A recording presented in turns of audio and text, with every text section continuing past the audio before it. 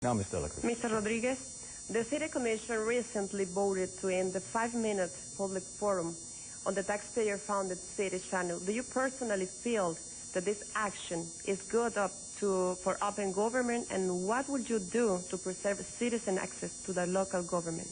Thank you. The foundation of my platform has been open government and transparency. I believe in restoring the citizen comment section back to the City Commission meeting, and not only restore it, but move it to the beginning so that we can begin each meeting with a fresh dose of what our constituents think about the job we are doing for you.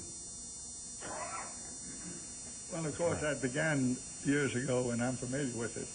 In those days where things were different, we did answer back and forth, and we did not have any closure to the activity except time. But there are better ways to regulate it than to take it off of television. In many ways, they can regulate the number of appearances that a person can make, but we do need open government. We must have it. Well, I'm one of those that have been using the public comment since 1993. And I've been using it for Amber Alert to address the feds. My last Amber Alert is the first time I've ever been failed. Jessica Lunsford, she died. She was murdered. Every inch of every minute counts for children. And those of us who are undercover, who are operatives, we need public input, even if it's prayers. We need the public, and I will fight for it. Thank you, Mr. Narro. Mr. Godinez. The last 4 years, we've increased public input and comments in our city government. We've done that by increasing the size of our advisory boards and making every commissioner and the mayor able to appoint 2, usually from their own district. We've also been able to do that by myself having town meetings the last 2 terms that I've had. In terms of the public comment, I did not participate in that particular vote. However, I've been a strong opponent that we as elected officials need to make sure that whatever criticism is there, that we hear it, that we respond to it appropriately, and that we take appropriate action. Thank you, Mr. Cortez. As Mayor McAllen, I have the responsibility to give every citizen an opportunity to protest to its government at any time that they want to. But at the same time, I have a responsibility to protect the best interests of the city, and I cannot allow the city to be jeopardized with legal liability because of comments that are made inappropriately in live TV. My proposition to the City Commission would be very simply to go ahead and continue with the comment section, but wait to televise it in tape delay when we know that no inappropriate comments were made during the live session. The public forum was first introduced by the then new Mayor, Leo Montalvo. The 5-minute public comment session was sometimes used to bring important issues to the Commission, and Futuro McAllen appreciates the opportunity to address the Commission. But it's not without its flaws. First, you are not able to respond by policy, and this can sometimes create the impression that real issues brought up by well-meaning citizens have no response, even with your new disclaimer that runs at the bottom of the screen. Further, it can become an on-air free-for-all, providing entertainment to be sure, but now even being used by some wanting to be on the air with non-city issues. We understand that there are discussions about the public comment session and understand concerns given the obvious liability issues that the city must shoulder for placing on the air that which would nowhere else be allowed. There is a place for public comments addressed formally to you, the Commission, and at the meeting. But we question the wisdom of placing on the air statements that would normally be considered libelous and not be allowed anywhere else. Solution. We want to limit the liability. We want to make it for city issues only. We want, perhaps, for you to be able to answer the questions and discuss your plans and your work for the city. Now, to help with this solution, we propose keeping the public comment session in place for the time being and trying a new pilot program to be aired on Channel 12 called Ask the City. Now, in this, real people with real issues would submit these issues to the city, and these could be answered by a commissioner, the mayor, the city manager, etc. We would, of course, hope that you include all questions that are legal to ask, not personal attacks or personnel issues or attacks on non-public individuals. It would be similar to the rules governing letters to the editor column. People wonder and need to have a way to ask, what took so long on the convention center? And they wonder, what's being done about the traffic? And they wonder, well, where is the major roads going to be? When are they going to be built? Now, you are aware of all these things, and it is in public record, most of us. But simple questions and detailed answers would, we believe, go a long way to reduce that challenge. Can you say, bitch? McAllen. They say, well, why didn't you tell us? And they don't understand.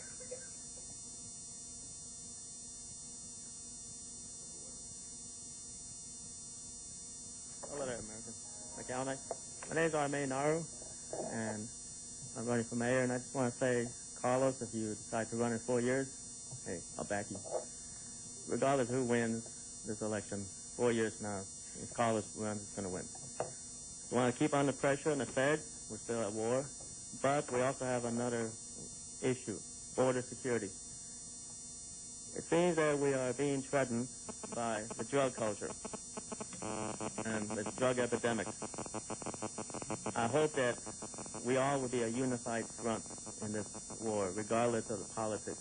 The drug cultures are a vicious gang, but we have the courage, we have the warriors, and we must back the warriors. And the warriors have the courage. McAllen, I have a strong faith in God, and God will never bend me to these drug disease carriers called epidemics. Remember that we defeated Osama bin Laden's network. We defeated Saddam Hussein. We will stand up against this drug empire that's threatening us.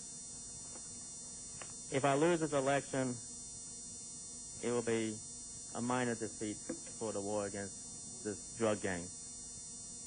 Stay courageous. This will be my retirement campaign. I will not be running anymore, so I can focus on these issues behind the scenes. In conclusion, I just want to say, whoever, if I lose and someone else becomes the mayor, remember, this is your war, and you will be a target of this drug gang, this drug cartel.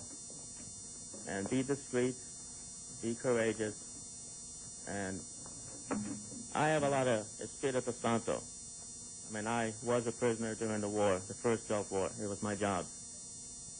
There's nothing the drug empire can do against my courage, my Espírito Santo, curandero. But if you win, be careful, and remember, they are a very vicious gang, and they will not hesitate to cut off the hands of their enemies. They have. So be very careful. It's a very dangerous time. So, in conclusion, thank you, Carlos, for all the service. And I hope we succeed so that in 4 years you won't have this problem if you run. Thank you. Kevin Meyer. I want to thank Mayor Salinas. The mission is with us today. Mayor, thank you for joining us. Proud you're here. Mayor Cortez of McAllen is with us. Mayor, good to see you. Thank you very much. Yeah. That's a good sign, Mayor. It's a good sign.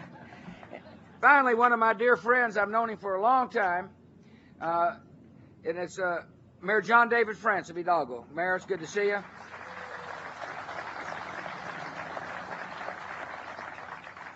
John David told me just as I got off the airplane, I said, how's your family? He said, my son has just enrolled in West Point. And you tell him thank you, John David, on behalf of a grateful nation.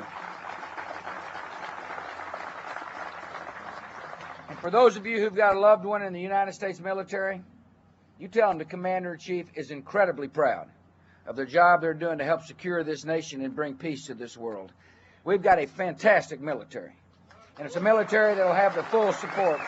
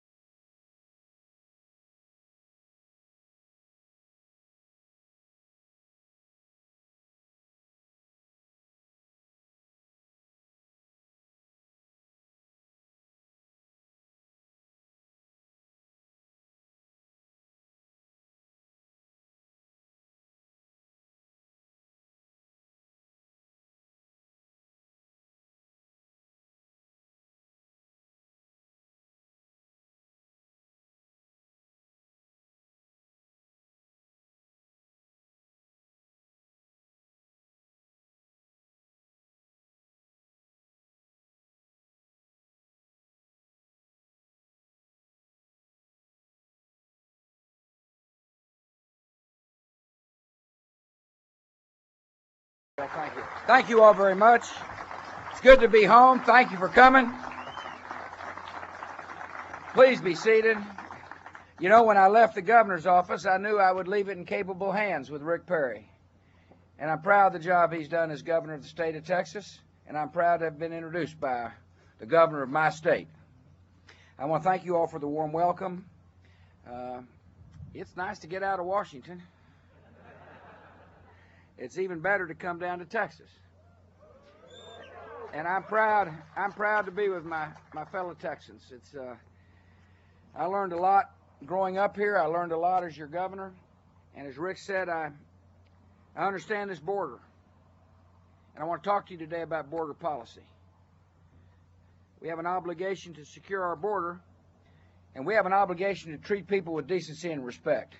And we're going to do both in the United States of America.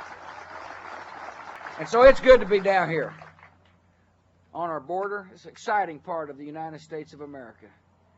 It's amazing how this country has grown and how vital the valley is of the state of Texas.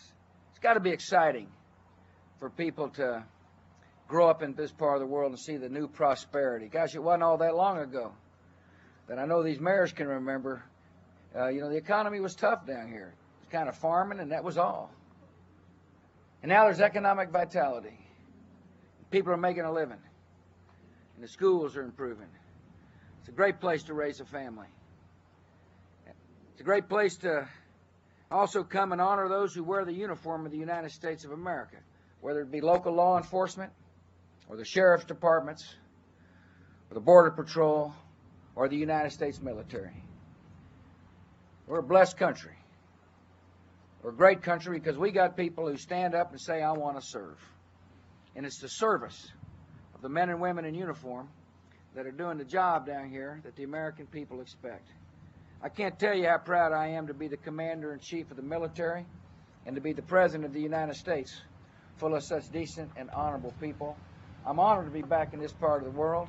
I want to thank you for coming out and giving me a chance to talk about a comprehensive immigration plan. I expect the United States Congress to do its duty and pass comprehensive immigration reform. God bless. Also the McAllen Citizens League. Now, the format, pretty simple, straightforward. We'll have 6 questions from our panelists. Then on behalf of the Citizens Group, I will read 2 questions that they have for the candidates themselves. And we will wrap up with a forum with closing remarks from each candidate. Each candidate will have 30 seconds to respond to the questions and also 30 seconds for their closing remarks. And let's get underway now. Lisa Cortez, the first question, and we begin with Rick Godinez. Mr. Godinez, there seems to be a lot of tension these days between Mexican visitors to the Valley and federal officers at our international bridges. Do you believe federal Homeland Security policies are hurting border business? And if so, what will you do to change that? Well, I believe they are hurting businesses here in the Valley. And what we need to do is what we've been doing the last 4 years.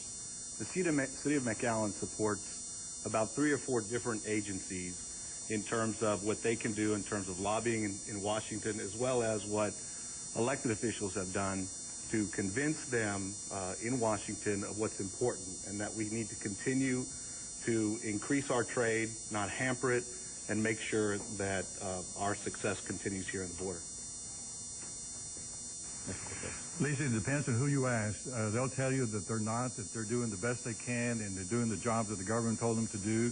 Some of the users say that they don't. This is a fundamental problem here for the Valley.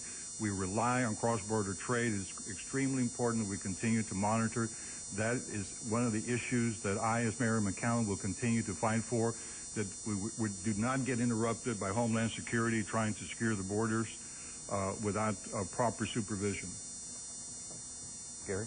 Lisa, I think what we need to do is impress upon all visitors to be legal when they come across. I think any friction identified between Mexicans visiting and our Border Patrol workers or the customs workers are mainly due to the fact that some are attempting to come illegally. I think once we secure the status that they are legal to visit the United States of America, I think a lot of that friction will reduce. They can come, they can enjoy the shopping here, and enjoy our quality of life as well. Thank you. Mr. Bryan. Yes, I agree that Homeland Security is a very important issue. It is a tremendously important issue to all of us. And our border is a porous border. It is almost an open border. And I agree with Homeland Security that we should have more surveillance because in apprehension we send them right back to Mexico anyhow when we catch people coming across as illegals. But for those who come here for business, we've welcomed them with open arms from time immemorial and have developed that trade through the Chamber of Commerce and through other activities. Have to stop for time, Mr. Brand. Mr. Narro. Well, I'm glad I brought my little picture here. It is one of the terrorists, Osama bin Laden. I started undercover during the first Gulf War. Went undercover from January 2nd to September 12th, 1991. For 9 long months, it was my job. And 4 years ago, I was the only candidate talking about Osama. I lost, but unfortunately, a couple of months later, Osama struck. These people and the drug cartel are very clever and very determined. Mr. Narro, I'm sorry. Time. Our next question from Joe Morales. With the approval of the convention center and its ongoing construction, many of the organizations seeking a host convention center also want hotels within walking distance. They can accommodate their convention goers. What are your plans for this? Mr. Cortez. That's a very good question. I think that the city needs to provide with partnerships with private industry, and we need to attract private investment to coordinate the successful implementation of our convention center. This is going to be a long-term project. It's a project we can't do overnight, and it's going to need a lot of leadership to make it succeed. Mr. Rodriguez. I think the convention center in and of itself as a magnet for entertainment and culture will draw hotel development. If you remember, the hospital district was a district on its own. Hotels developed around there because they knew that people were going to be visiting friends and family in the hospital. The convention center will bring hotels. They'll be quality hotels. They'll expand the tax base. As they expand the tax base, we can lower the tax rate. Mr. Brand. Well, you know, free enterprise will bring what we need here as we develop. Free enterprise developed this city. The city had a great part in it. But hotels will come. We've not sponsored one hotel. We must have 50 in the city now. And hotels will come as the need develops. Wherever there is an opportunity to make a dollar, there'll be an investor. But I agree that we should do whatever we can to encourage the development of hotels out there. Thank you. Mr. Narro. I'm going to be very controversial here when I say that my ambition as mayor is to find ways to take the Dodge Arena. No disrespect to those who believe in a convention center. But in my opinion, the young people of today in McAllen are in their 20s, late teens, are coming of age. Convention center, no disrespect, is for older people. But we need the Dodge Arena. We need to take possession of that land. And I know that's controversial, but that's going to be my ambition, to incorporate that prime real estate that will really benefit McAllen. Because what is Hidalgo compared to what McAllen is? Time, Mr. Narro. You know, most convention planners will tell you that in order to make a convention center profitable, to make it a success, you have to have a major hotel next to it. That's why we planned, when we master planned, a site for a hotel, and I think it's important that we make sure that the convention center is going to be successful. As mayor, as we've done the last 4 years, we've planned everything appropriately, and we'll take the necessary steps to recruit the appropriate partner in that to make that a success, and we'll make it a reality. Thank you, Rick.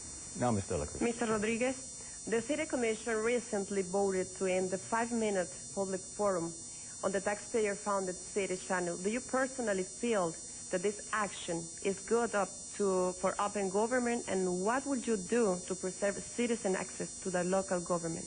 Thank you. The foundation of my platform has been open government and transparency. I believe in restoring the citizen comment section back to the City Commission meeting, and not only restore it, but move it to the beginning so that we can begin each meeting with a fresh dose of what our constituents think about the job we are doing for you. Well, of course, that began years ago, and I'm familiar with it. In those days where things were different, we did answer back and forth, and we did not have any closure to the activity except time. But there are better ways to regulate it than to take it off of television. In many ways, they can regulate the number of appearances that a person can make, but we do need open government. We must have it. Well, I'm one of those that have been using the public comment since 1993. And I've been using it for Amber Alert to address the feds. My last Amber Alert is the first time I've ever been failed. Jessica Lunsford, she died. She was murdered. Every inch of every minute counts for children. And those of us who are undercover, who are operatives, we need public input, even if it's prayers. We need the public, and I will fight for it. Thank you, Mr. Narro. Mr. Godinez. The last 4 years, we've increased public input and comments in our city government. We've done that by increasing the size of our advisory boards and making every commissioner and the mayor able to appoint 2, usually from their own district. We've also been able to do that by myself having town meetings the last 2 terms that I've had. In terms of the public comment, I did not participate in that particular vote. However, I've been a strong opponent that we as elected officials need to make sure that whatever criticism is there, that we hear it, that we respond to it appropriately, and that we take appropriate action. Thank you, Mr. Cortez. As Mayor McAllen, I have the responsibility to give every citizen an opportunity to protest to its government at any time that they want to.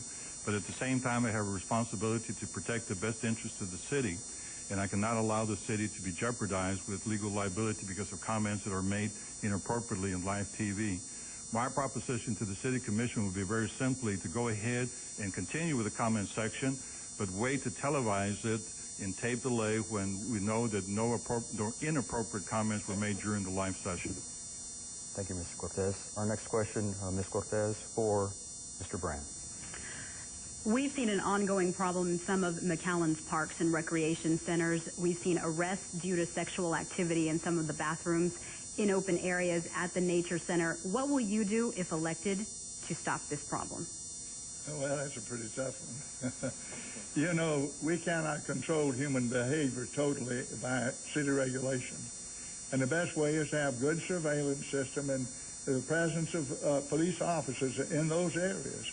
And I think then it is up to the people themselves with a little bit of an urging and assistance for us to do that someplace else. Yes. Mr. Narro? Well, some time ago, I believe we had like traffic police, citizens. I think what we should do is organize with the people and have them, those who are interested, patrol these parks. It is possible to stop it, but if you don't have public input, you're going to have people who think that they can just go there and do whatever they want. Mr. Godinez. Lisa, we have been discussing this the last few years, and I think what we need to do is establish an appropriate police presence, whether that's an appropriate police department within our parks department, as other major communities have, or having our own particular police on bicycles, on foot, dedicated to those problem areas. But from an employee standpoint as well, we've had some problems there. And I've been a big advocate when we had those problems that we address it with the appropriate training, and we've done that. We'll continue to do that when I become mayor. Mr. Cortez. Lisa, unfortunately, we cannot control certain decadent human behavior, but what we can do is continue to invest in our police force to make it the very best we can here in McAllen. That's why I believe in investing in after-school programs, continue partnering with schools, looking for ways that we can keep our youth and our citizens active, participating in productive things that this community has. This is why I believe that citizen participation is a welcome thing for this government, because we cannot leave things like this solely to elected officials. Lisa, thank you. I think we're about 3 to 5 years away from losing one of the South Texas premier Parks and Recreation Department directors, Mr. Larry Pressler. I think as Mayor of McAllen, I would impress upon the city manager to empower Mr. Pressler with the resources needed so he can have constant surveillance there, and also be a little innovative and take away some of the hiding places that are already available. Take away some of the foliage that is providing this concealment for this lewd and lascivious behavior at our parks. I think Larry Pressler needs more resources and more authority and a little bit more power. Thank you. Next question, Mr. Morales to Mr. Narro. Yes, Mr. Narro. The Anthology Bridge in Mission and the Donna Bridge have been approved and will be operating within a couple of years. What are your plans to attract visitors on both sides of the border to the Hidalgo Bridge to avoid financial losses, and at the same time promote the Anthology Bridge, since McAllen also has a stake in this particular bridge? Well, my goal is to work with Carlos Garza. This is his baby, if I can use that term. Carlos Garza decided to run, but he's still going to be very active in this project and to do it. And McAllen Economic Development Council, there's a lot of people that we need to empower, and they are the ones who are going to be on the forefront. We need to back Carlos Garza in his baby, so to speak.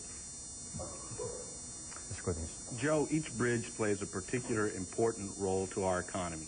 For example, the agreements that we have with the permits will not allow certain truck traffic on Anthology when it's built until the FAR bridge reaches a certain amount. I believe it's 15,000 per day. But I think what we can do is we can promote the entire region through our cooperation and partnerships and arrangements that we have with the City of Mission, FAR, and Hidalgo. We're doing that with the Anthology Bridge. We'll continue to do that when I become mayor. I don't want to look at things in the negative. Both bridges are absolutely necessary for the continued success of the city of McAllen in this region. I believe that through working with the cooperative efforts of both municipalities, of both governments, of both bridge boards, we can make both bridges successful. What I'm more concerned with is this war on terror and the impact that it will have on the people crossing and the legitimate trade of goods and services coming across the border. That's why it's critically important for this city to continue to monitor that war on terror and the effects it's going to have on our city. I think it's important to remember that the director of our bridge is a capable director, Mr. George Ramon. I think it's imperative that we remember that as elected officials, we can't dictate what happens to free enterprise. And obviously, this is an example of free enterprise. Commercial and passenger facility will be coming through here to visit and also be bringing goods and services. And I think we just need to step back, let the bridge director and his colleagues at other bridges do their job and help this facilitation continue. Mr. Brown. Well, you know that our local traffic is a tremendous traffic between the cities. But our commercial traffic, our customers who trade here, 98% come down the Monterey Highway. It takes longer to get from the city limits to across the bridge often than it does to drive all the way from Monterey. And Anthology Bridge is going to open up and create a lot more trade, and there'll be a lot of people there to serve it go along as free enterprise systems work. But these bridges will both be well capable of supporting themselves because you'll see accelerated trade. Thank you, Mr. Brown. Next question for Mr. Godinez. Mr. Godinez, some of you have many years of city government experience. Some of you have a little, and others have none. What do you think that you personally have just the right amount of experience to lead the city in the future? Well, I think I have the right amount of experience to lead the city I've been on the city commission for the last 4 years, and I want to thank Mayor Brand because he spent 4 years on the city commission before he led us wonderfully for the next 20. And I believe that I've been able to live, learn, debate the last 4 years. I've learned from him when he was mayor, and I was a young man here, and I've learned from the leaders that I served with honorably. And I'm proud to have done that in that incredible growth period that we've had. So I believe that my experience is perfect, and we have a perfect example to go by. Well, I'm so glad Mr. Godinez said that. He's very qualified because I started my professional career when he was 2 years old, so I guess that makes me really qualified. Let me tell you, not only do I have the professional experience to do it, but I've had the opportunity to be in leadership positions for many organizations, along one of them with the PUB, and I believe that I'm uniquely qualified to do this job, and that's why I'm asking for it. I think it's important to state right now that if you have dreams, and if you feel, as I feel, that your mayor can and should do more to help you achieve your dreams, then I am your new best friend. Vote for me, send me to City Hall, and together we will work on you achieving your dreams. Well, you know, I believe I was in politics when you were in college, so you know there's something else to talk. I have 37 total years of service, 4 on the utility board, 4 on the commission, 9 on the school board, 20 mayors. And I tell you, experience is a great teacher. And you experience, integrity, And vision never grow old. Remember that. Integrity, vision, and experience are always valuable. You throw common sense in with it, and you got a good combination. Well, you can have a lot of experience, but I'm telling you, this is a new age. This is the 21st century. Got a lot of young people, when I talk to them, people like Zeke and Priscilla and so many others who don't support these gentlemen because they believe that my ideas are more practical than their own.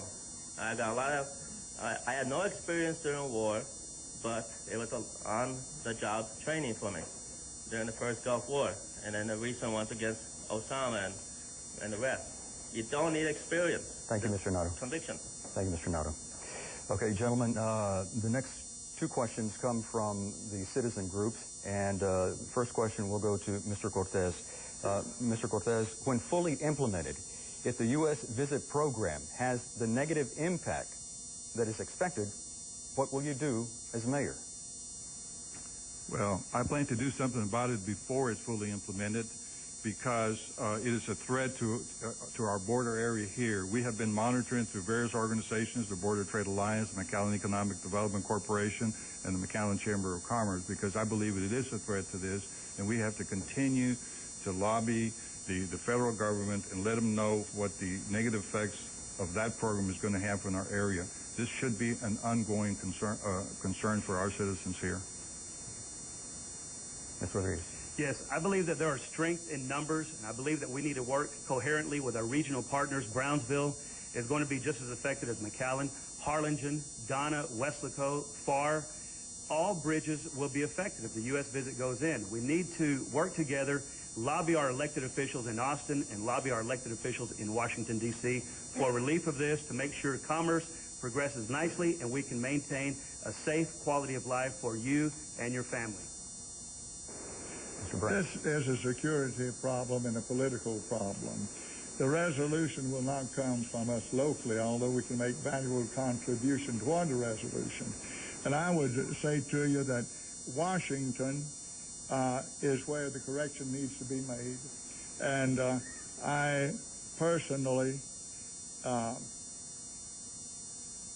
the open door, and for 41 years, a friend of the family, the Bush family. I tell you that politics, if you know someone, things move more easily. And I guarantee that we can move in Washington whatever we decide here in this community. Mr. Narro. My behind-the-scenes friendship with the feds is strong. I don't knock them for anything. This, like some of these candidates seem to knock them about the war and terror and how it's going to have a negative effect. Since the 80s, we have had a bad reputation. I worked in order to improve that reputation. I didn't get any credit. The first Gulf War, I came home, no medals, don't want any.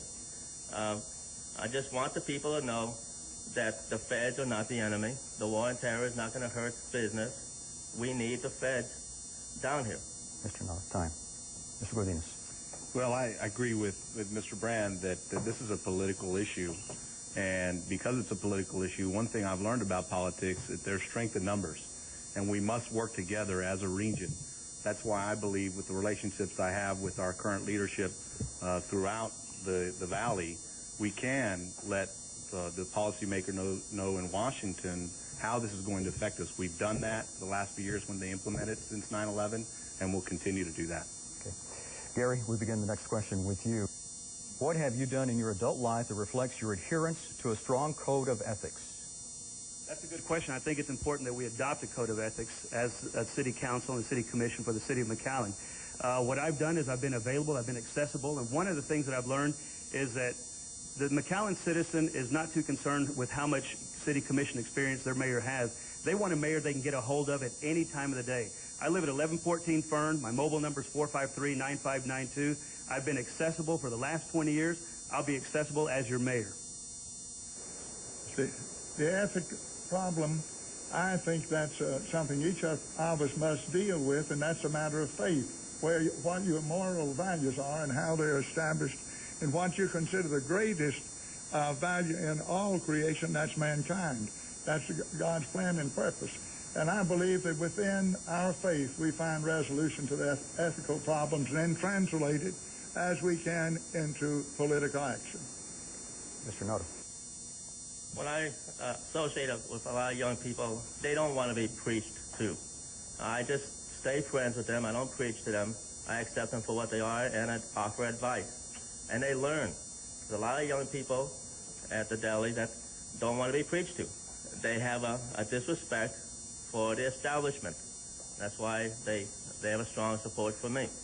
And whether or not they register or not, it doesn't matter.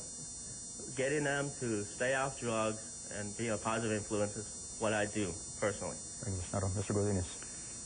The most detailed code of ethics that can be implemented is nothing if you don't have it within your heart.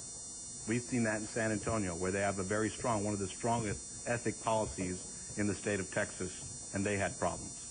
I'm proud of my profession because as an attorney, we take an oath. You know, I know it's not popular sometimes to talk about being a lawyer, but I'm proud of the people that I help every day. I'm proud that my word is my bond and that they know, as well as other counsel, when I tell them something, they can take it to the bank. Mr. Cortez. Mr. Cortez. Ethics is about a personal choice. A piece of paper that requires you to be ethical is meaningless. I think all elected officials who take the oath of office lose the right to do business with the entity that they're governing. They lose the right to transfer information before that information becomes public policy. It's also wrong to be asking people that do business with the city for political contributions. I am for the highest standards of ethical behavior for the city of McAllen. We have to gain the trust of the citizens before we can move forward. Okay. Hold your applause, please. We're running low on time. We begin with the closing remarks with Mr. Godinez. I thank Channel 5 and I thank all the sponsors for putting on this event.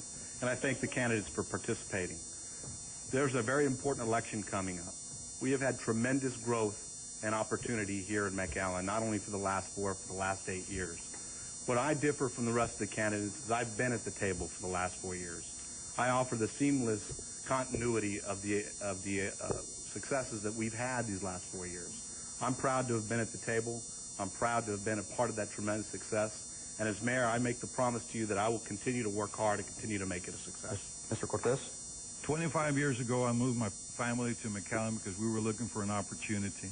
From the very first day we arrived in McAllen, we were absolutely welcomed by our neighbors, our church community, the business community, everybody. That is what defines and makes McAllen special, is the people. Very shortly after we got to McAllen, we fell in love with McAllen, and we knew that McAllen was going to be our home forever. We now need to challenge ourselves to make McAllen even better than what it is before. We want to protect this city for future generations to come.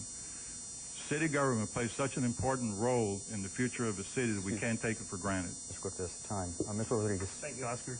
This race is not about me, and it's not about these fine gentlemen sitting with me here. This race is about you and your dreams, and who best is going to be accessible to you, and who is going to help you achieve your dreams, and who is going to open City Hall up to you, and who is going to give you a voice that you've not had in City Hall, and a voice to determine your own quality of life, and a voice to determine your future and the future of your children.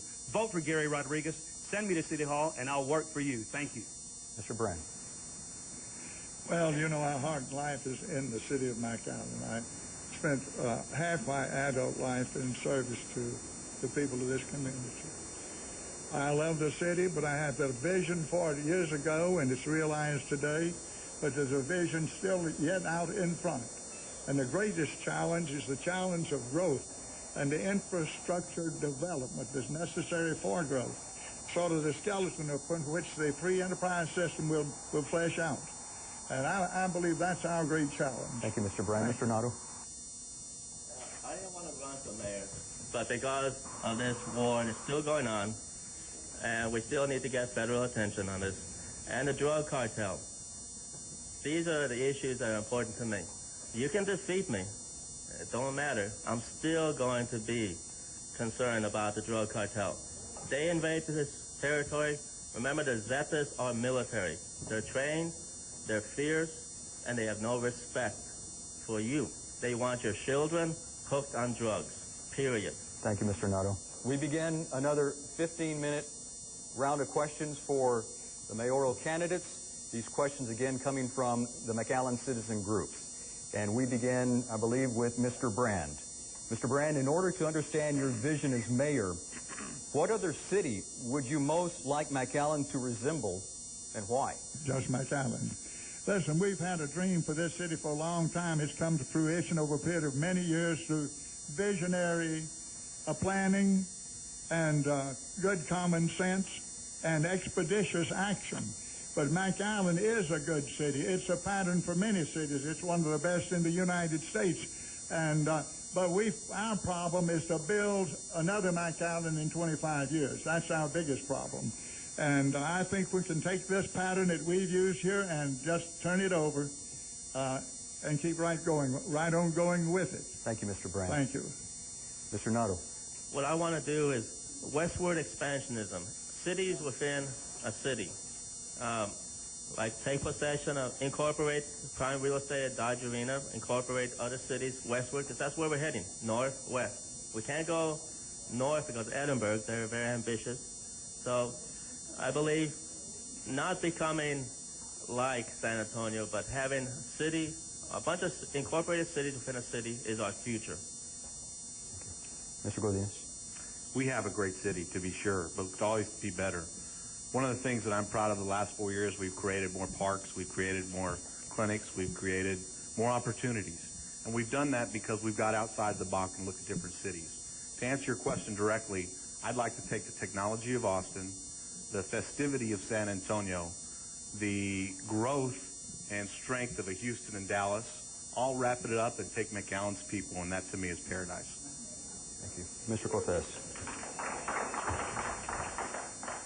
I don't want McAllen to look like any other city. I want it to be unique in itself, and we can make it unique if we challenge ourselves to do it. We need to transform it to a modern city, and that modern city means we have to get the public trust back, make sure that we have the public trust. We have to have access to higher learning and education.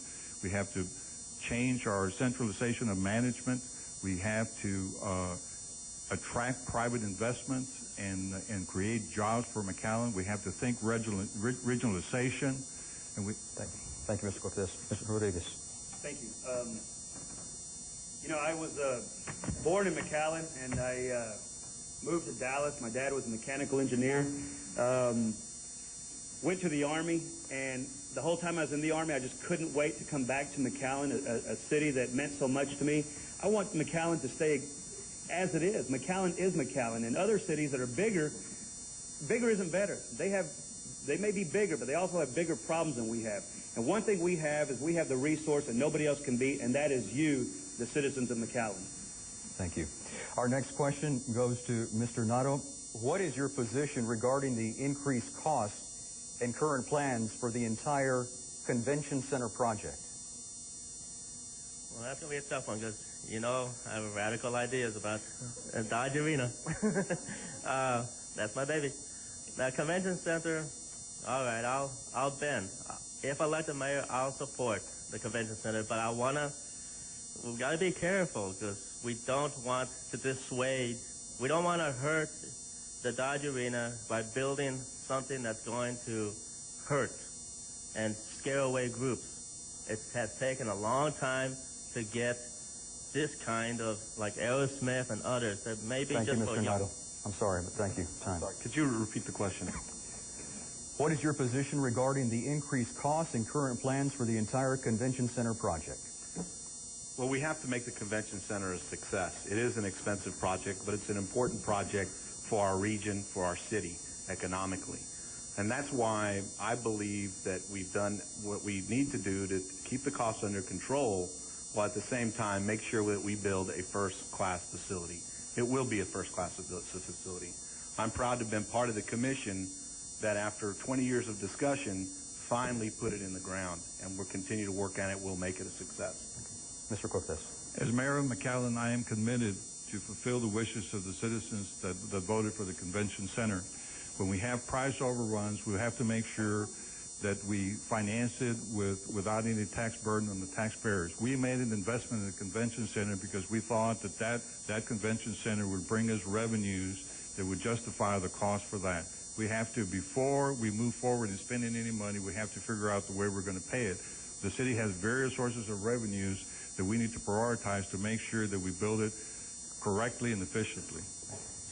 I have great confidence in the decisions that the current city commission made in developing this convention center, and I also have great faith in the vision that Othel had when he was the mayor of McAllen. What I want to do is I want to go back to the Kevin Costner movie, just build it and they will come.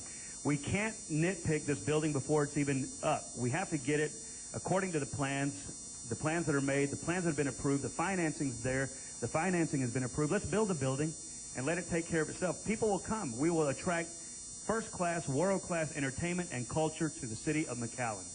Mr. Bryan. Well, excuse me, when you talk about the additional cost, the cost is because of delay. It's taken so many years to get started. First, we had to settle the site, the battle over 10th Street, back and forth and back and forth. Originally settled that in 91, out where we are. It took a referendum in the city to get the convention center out there. Your cost overruns are 25% of what it would have been had it been done expeditiously.